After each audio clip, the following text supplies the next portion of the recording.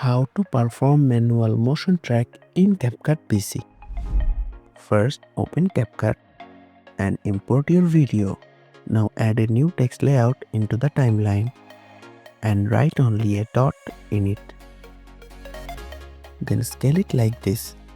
Make sure it is in the middle of the screen. Adjust the duration according to your video. Move the playhead to the very beginning of the clip. Then click on the video on the right hand panel under the basic tab. Find the transform section. Click on the diamond icon next to this section. This locks the position of the moving object at that moment.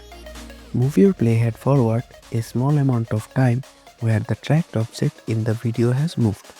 Now, in the viewer window, drag the moving object to reposition it exactly on under the dot.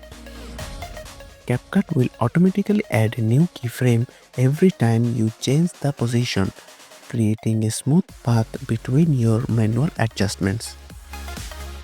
Repeat this process till the end.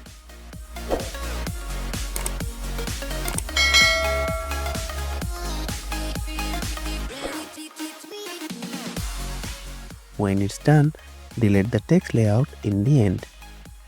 Let's see the preview. So that's how you can perform manual motion track in CapCut PC. Thanks for watching.